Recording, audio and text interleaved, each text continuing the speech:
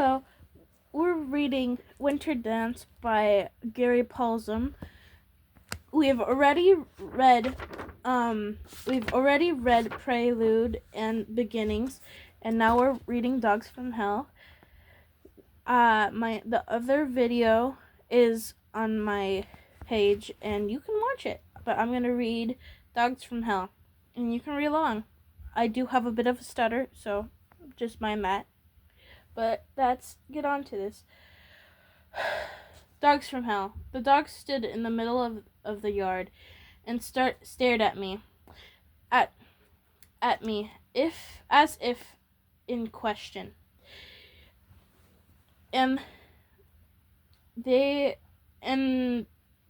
were 3 dogs from Canada. Devil, Arthur, and Murphy. And had worked in Canadian trap line since they were pups. 4 years earlier, wild, rangy dogs used to travel long distances, and as with various mixes of pulling dogs, with a dollop of wolf thrown in. My wife and I driven up to Canada in a old road pickup truck with a camper shell to buy them, and brought them back in 3 plastic dog kennels bought in a local pet store, or tried to bring them back. In truth, there is a enormous disparity between the pet store owners think might be a sled dog, but they actually are what actually is a sled dog. The kennels were clearly designed for fancy dogs, or simply sat and accepted what was happening to him, and wasn't concerned with freedom. Or maybe a poodle. They had not been designed for 3 Eskimo village dogs with jaws like sharks. Devil and Arthur shredded their kennels before we'd even gone 5 miles. It was just a fluke that I caught it. As I pulled to a stop at the stop sign, before turning into the highway, I heard growling, a sound I thought in the rear end was picking up. The pickup was going out. I thought to glance inside the camper shell, and I saw that Devil had his head sticking out of the side of the side of his kennel. A wild look in his marble blue and brown eyes, teeth bared and snarled at me. While I was watching, he seemed to shrug, and the kennel fell away from him. Arthur had gone one better and completely dismembered his kennel, and was loose inside of the camper shell, and worked at eating through the plastic and aluminum side windows. Murphy wasn't chewing. I would find later he wasn't too smart, but sat in the kennel howling deep, mournful howl growls that I had heard and mistaken mechanical troubles. What are we going to do? My wife got out of the truck as well and stood looking in at the dogs, and the way she said she might view a couple of serial killers. We have 200 miles to go. One of us. I tried hopefully. We'll have to ride in the back with them and keep them in. You're the one who wanted to run in the Iditarod, she firmly said. I'll drive the truck. I understand. I moved to the rear of the truck and stopped, with my hands on the camper door handle. It will give you a chance to learn about the dogs and get acquainted with them. I nod. I had never touched them. The man who sold them to us loaded them in the kennels. Yes, that too. I'll get to know them then. But I still did not turn the handle. The growl howl from inside the camper was deafening. The sound like somebody was being torn apart. The killer sentence. You wanted to do this. I know. So? Feeling like I was about to throw myself on top of a grenade, I turned the handle, opened the door crack, and slithered in before the dogs could get out. For a moment, nothing happened. Murphy kept howling inside of his kennel, and Devil and Arthur stared at me, probably stunned that they would be given such an incredible opportunity, that anybody would be stupid enough to get into a small confined space with two of them at the same time was simply unbelievable. A dream come true. See? My wife was watching through the side window. They like you. It's going to be just fine. She turned away to get the truck into motion. Into the truck in the movement. Her face into left the window. The window. Arthur and Devil hit me in the chest, and I went over and backwards and down, and with two dogs on my face. I remember feeling the truck lurch as Ruth put it into gear and started into the highway, thinking critically and somewhat promiscuously that she still hadn't learned to use the clutch right, and then everything was pendulum. It was never quite clear after that just exactly what happened, or who was on top of me, or who was on bottom, or who was biting me, or being bitten.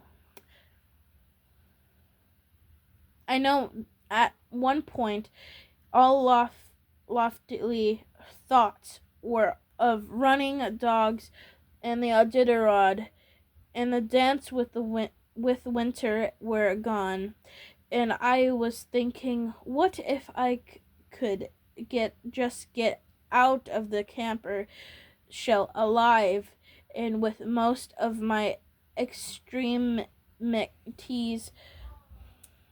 I would be satisfied. One of the problems lay at the fact that Arthur had Devil and had a serious personality conflict going, of which I was unaware.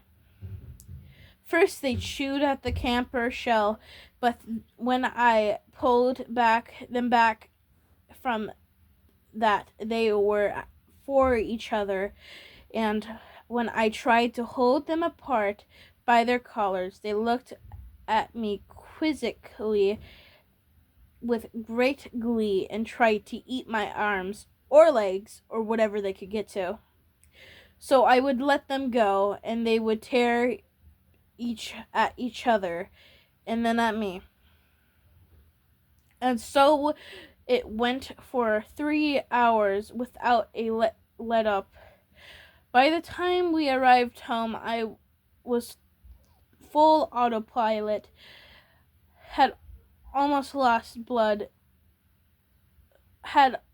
enough blood to save her Mafolac, and had actually started to growl and bite back when they bit me.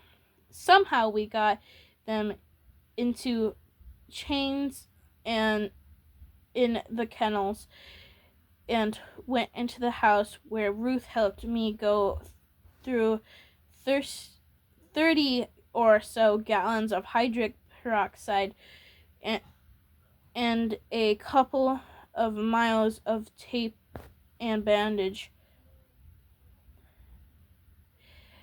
The men at the custom gates were so funny, she said.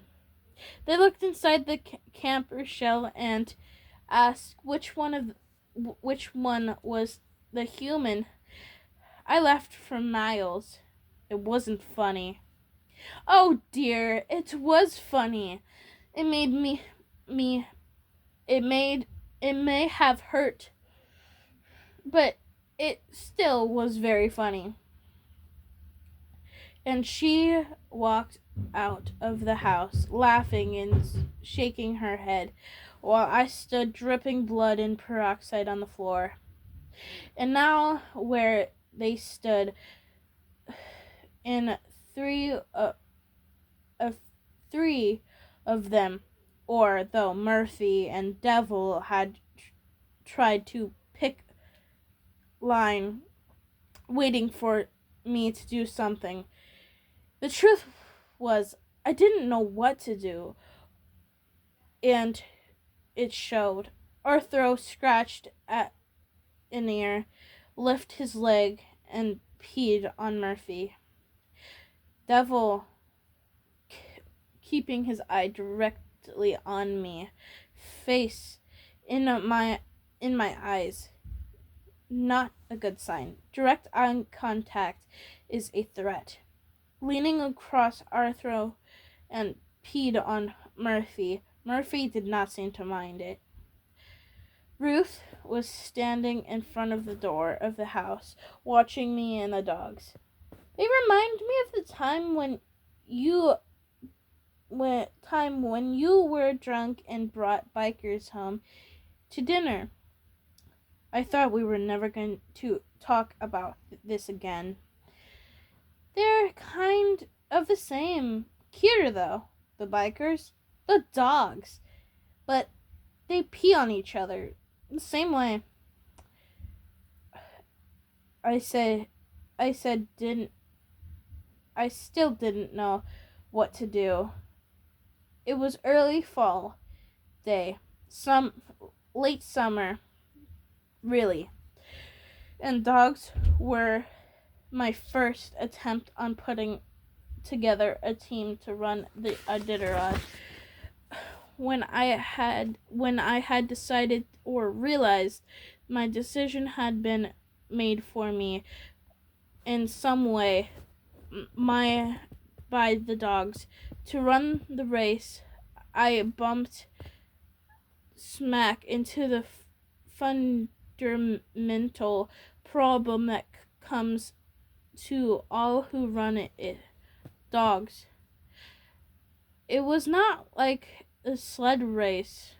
It was really not a sled race, nor a race people through, though many people take credit for it, nor of money, though Though that is close. Second ingredient, nor of macho decory, nor of feminine strength, nor intellect, nor ingredient, nor bravery. It is a dog race. A primary ingredient based on equiliation is dogs. It takes a quality of dogs, and they must be dogs of sufficient quality so they can make the run without hurting themselves. Such dogs in the world mad with dogs were extremely rare. I had a trapline team that is a work team of 7 dogs with one excellent leader and dear friend named Cookie. They were good dogs and I loved them. I still love them, but there were a large difference between running 20 or 30 miles a day on a trap line or hauling a load of firewood now and then running 100 miles a day through mountains taller than the Rockies. I needed dogs. I called everybody I could find who lived in the lower 48 states who tried to who had ever run the Iditarod. 2 men asking them what to do. About what? One of them asked. About everything. I was ignorant. I didn't even know the question, let alone the answer. The race, the dogs, clothes, food, everything. Where mullocks? Click. I turned to Ruth. What the heck are mullocks? They are a kind of footwear, she said. I read about them. They're supposed to be very warm. The other men slightly less turrets. You have to have good dogs. Try to have good dogs. Where? Click. And so the search began. I had 7 dogs. My innocence, or as Ruth put it, indifference. I did simple math. I read that most people ran 15 or 16 dogs. I only had 8 or I only needed 8 or 9 more. How hard can it be? I asked Ruth, to find 8 or 9 dogs. How I somehow thought that you just came up with the right number of dogs and ran the race, and that it all would work out somehow. I didn't think of the terms of extra or drunk or snow machines. And why is it all snow machine driven or driven seem to be drunk? Or I did deer hunters or shoot into the kennels or various of sex rearing and ugly head or dog headaches or just dog moods. Some days they don't want to run and there's nothing you can do to get them to run. All in all, it can be dang hard to to find 8 or 9 dogs that could run in the Iditarod. I was to read later, when I needed it the most, of a man who ran the Iditarod his first time in a victual, no dogs, and started with and went to the acreage dog pound and took just everything they had. But he found that none of them would lead. So he tied a rope around his waist and left the standing conscience running as the lead dog himself. He finished dead last, I think, in 28 days, but it probably still was the greatest run in history of the race. It was hard to find even one dog that can run in the Iditarod. I started calling dog people spirit kennel and kennels that had extra dogs, old dogs, tried dogs, dogs that were too slow for a shorter spirit race where they run wide open for 7 or 8 miles and are then put to bed. They came in dribbles and drabs. The dogs here, a dog there. Many times it was just people unloading their worst dogs. Sometimes it was people who meant well, but who, like myself, simply didn't understand the normality of the Iditarod. Sweet dogs, sour dogs, and dogs that wagged and a bit at the same time. Dogs that wouldn't be happy unless they had a finger to eat. Dogs that lay down and looked at you, then you harnessed them. Dogs that loved to run, hated to run. Dogs that made war. Dogs that gave up, and some rare ones who never ever did. Dogs like people, and then dogs from Canada.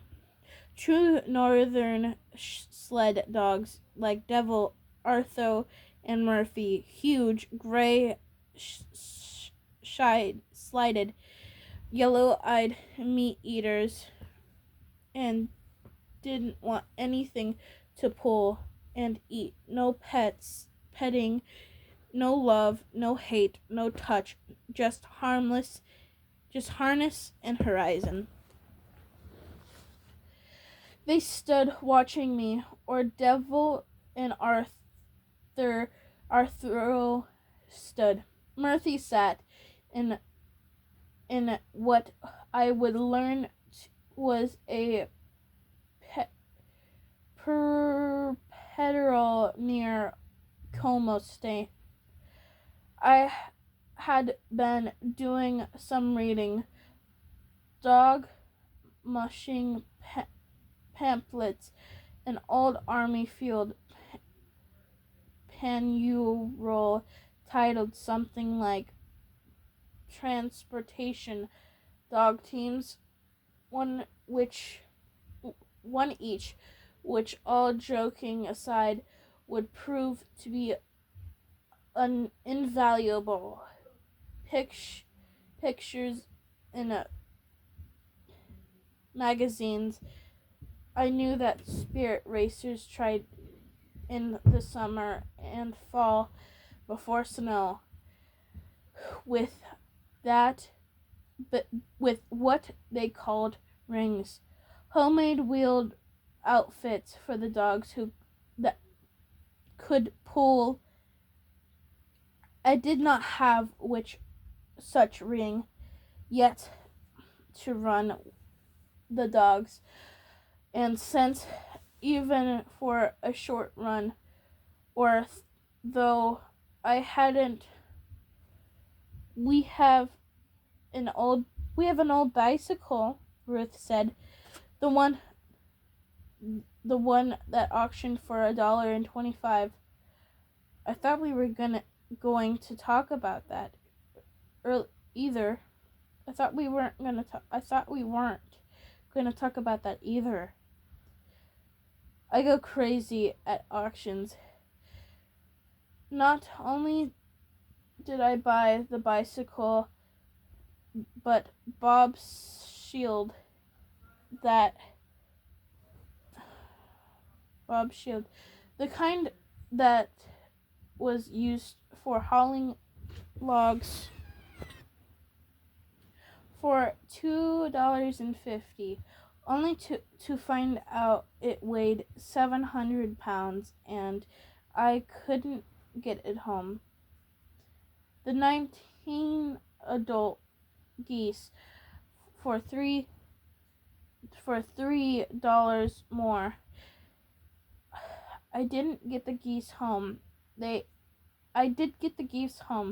They leveled the garden, covered everything in 3 inches of layers of goose crap, and killed one of Ruth's cats before I could find somebody kind enough to take them off my hands. I just thought the bicycle might work. You could hook Cookie up and one or two of the others with a long rope. That I should have listened to her. She was reason, logic, sensible, but I sometimes extrapolated too soon with things, and before she finished explaining how it might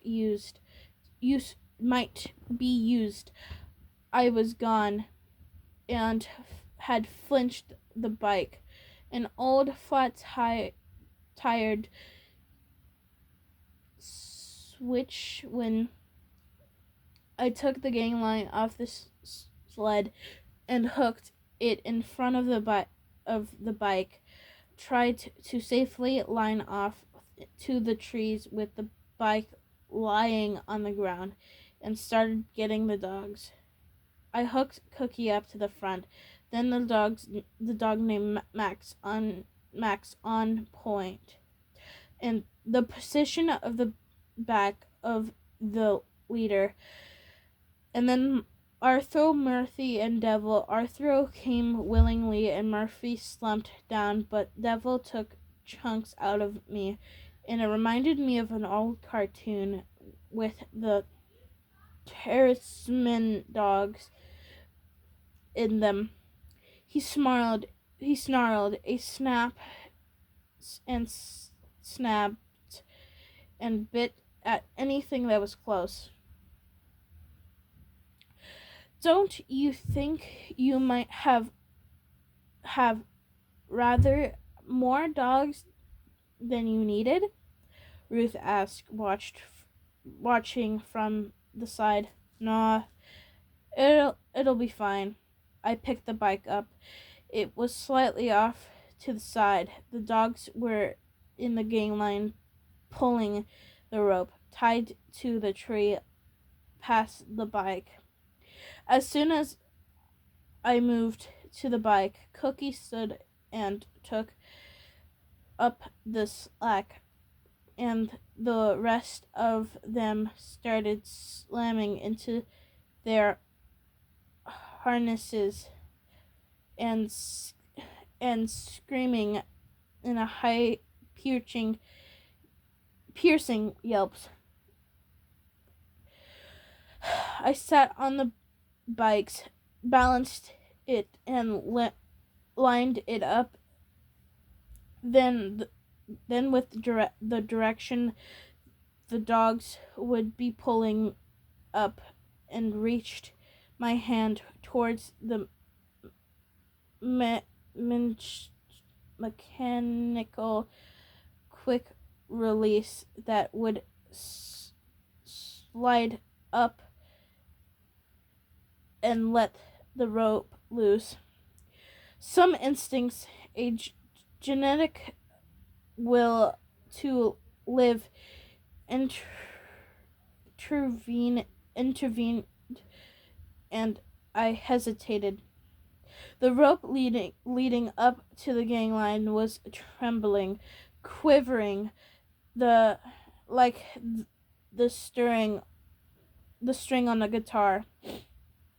I put my finger on it, pulling back instinctly.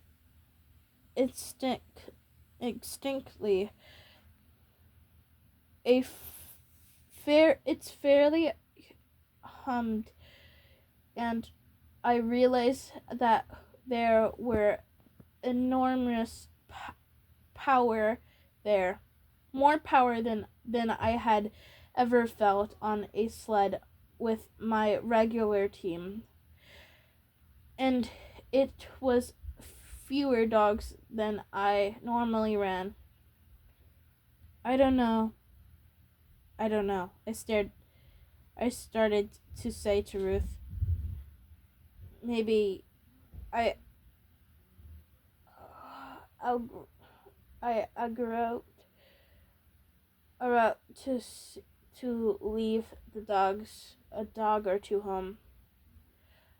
The rope holding the gang line to to to a tree broke at an instant, and the bike shot out of the yard, heading for the road, and what seemed terminal vocally a wobbled once, regained balance, and managed through my terror to achieve some small amount of control. The trees in the yard went by a mad blur, and I felt the end of the driveway approaching at rapid speed. Cookie was full glory. There had been dogs behind her before, and trampling dogs, but this was different. These dogs were powerful, driving. At the end of the driveway, I yelled, "Gee!" Cookie swung wide to the left, then wrapped around the turn right into the road, and dogs followed her well, and leaned the bike, popped my foot once, and made a corner like I'd been doing it all my life. We went a mile on a gravel road and sped, holding the old bike rattling and bouncing, and I started to gain confidence, became perhaps even a little cocky, and the new dogs were running well. Arthur and Devil were absolutely churning up churning up the road, and Murphy and and Murphy surprisingly had a marvelous curve, and Tug makes up over the dogs when they were pulling well. I began composing things I would tell Ruth when I returned. I ran them around the section road for miles along altogether, and she would be so surprised when I told her that the Canada dogs, she hadn't believed in them since they ate the kennels. They were working out. The bike was fun to ride, comfortable, I would tell her. The dogs were all wonderful. The sky was clear. I would probably win the Iditarod with such dogs. A rabbit chose then. That instinct to run from one side of the road to another. In all the world of all the rabbits in all roads, this rabbit chose that moment to cross the road in front of these dogs. Cookie had seen rabbits a million of times and knew that they were, and didn't fall for it. She went past the rabbit, although she did look at it, and Max tried to follow her. Not Arthur and Devil and Murphy. Devil hung left and went further after the rabbit. Arthur went right with him, and Murphy was half beat behind. Cookie tried to hold them, but it was like trying to hold a train. She simply skidded backwards, took Max with her, and decided that she wanted to live and keep her legs. She'd better get out ahead of them and try to control them while they chased the rabbit. It was the right decision, but it still had destroyous effect. I was not in the position of going rabbit hunting, sitting on a rusty 1957 Switchen with a chrome tank and tattered handlebar rustles being pulled through a thick forest by 5 dogs. There was never really a hope that I would make it. I tried. I was tired. We hit a ditch and bounced, and the whole bike in the air, and came down upright, and somehow managed to keep it upright. Then the rabbit ran into the thick willows, and the dogs followed, and I lost everything. In a second, I was on my side, then the bike on top of me, bouncing. Then I was back on top, but not up on the wheels, just dragged off the ground and caught me somehow in the stomach and the face at the same time, and was gone, face down, crumpled crumpled, while the bike and the team disappeared with a great clatter through the forest. It took me a moment to get my bearings and what remained of my wits about me.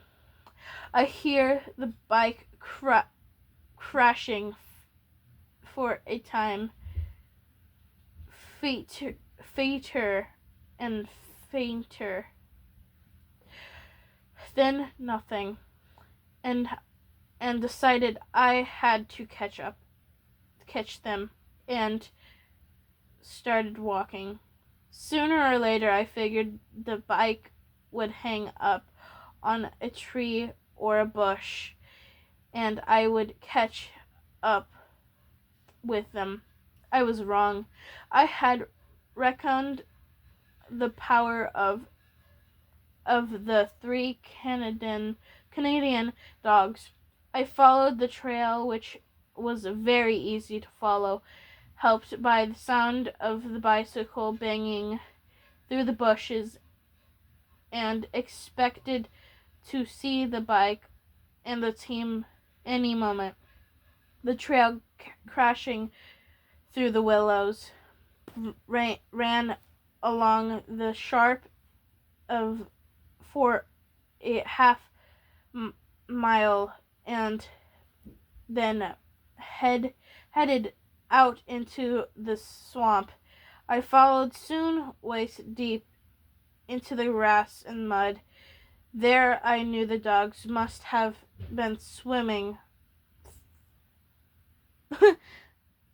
around snags and through more bush, mile after mile, and ground torn trails of bicycle and beacon before me. Any moment, I kept saying, torn, eaten alive by mosquitoes, covered in wood sticks, ripped by thorns and bush. Any moment I'd find them tangled in a messed up, and wouldn't they be glad to see me? 2 more pages. The 4 or 5 miles I came out to the highway, and my heart sank to saw the skid marks of the bicycle head out into traffic. Sled dogs have no concept of cars or traffic, and I was sure they would be killed. But on the other side of the highway, the no marks moved across the shoulder and back into the woods, and I followed, grateful. 2 or more miles south, they let them kick off along the power line, heading straight east.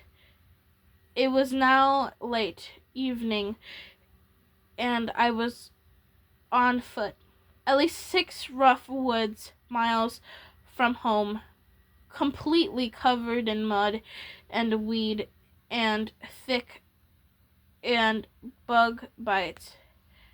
And still the trail led me on.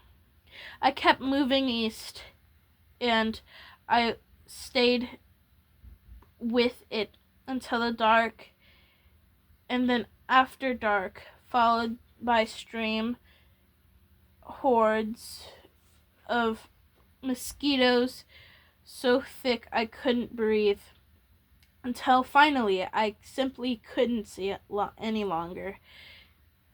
And at last I admitted defeat. I had lost my dog team. They say you aren't a monsieur until your team has ran off and left you. And while I had twice done that in the winter with the dog's sled it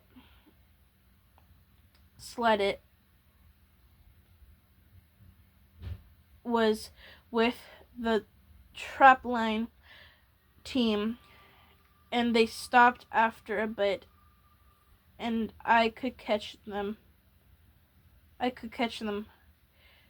And once Cookie brought the team back around me, but this was different. These Canadian dogs most definitely marched to their own drum, and it was clear that they were never going to stop. All I could do now was go home and take a vehicle and start driving, trying to find them the next day. But home wasn't that accessible. I had walked 3 or 4 miles after crossing the highway and hitting the power line. It was now pitch dark, and I was over 10 miles from the house. The thought, lost, came to mind. The deep woods. I thought briefly of making camp, but I had left the yard with no equipment, thinking only of a short run, but I didn't have any matches or gear to camp. Without the fire and a small help of moving, the mosquitoes would drain me dry. As it was, they had been at my eyes so much the eyelids were nearly swollen shut.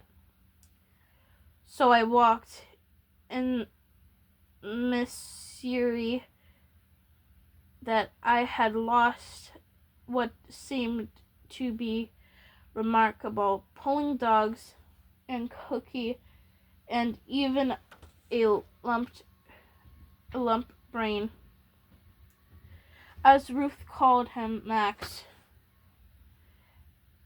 and I felt horrible. And the walk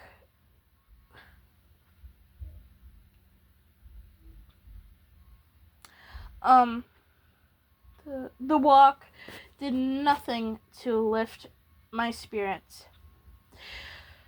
The terrain was impossible. It took me 3 hours to get back to the highway, and then I compounded the error by deciding to take a shortcut through a pine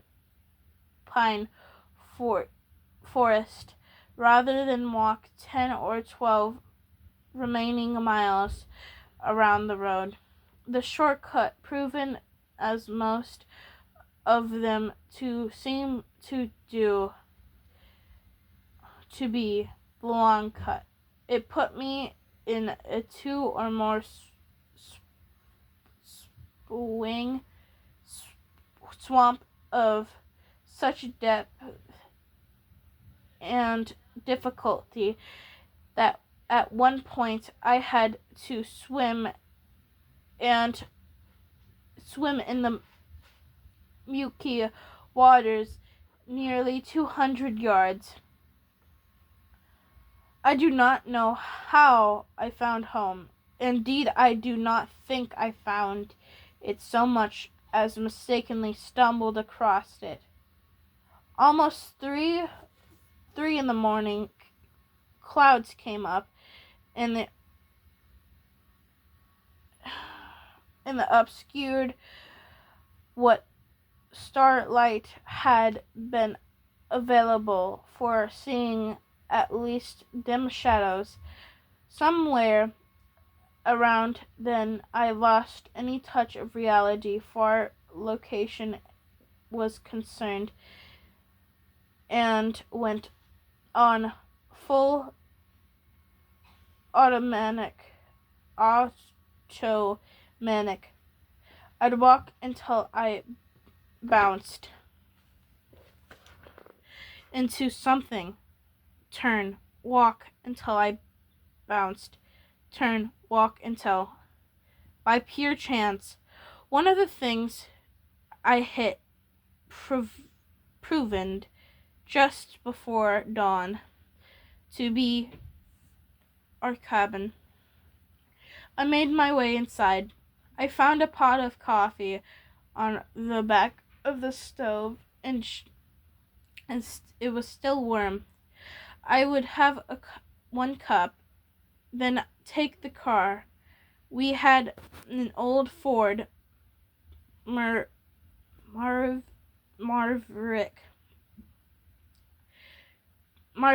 given to us by a friend that sometimes ran, and see if I could locate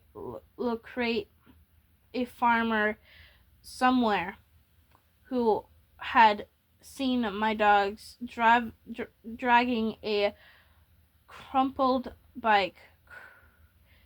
Ruth looked over the loft, half asleep. "Oh, you're home. What time is it?" I looked at the clock. The clock over the window.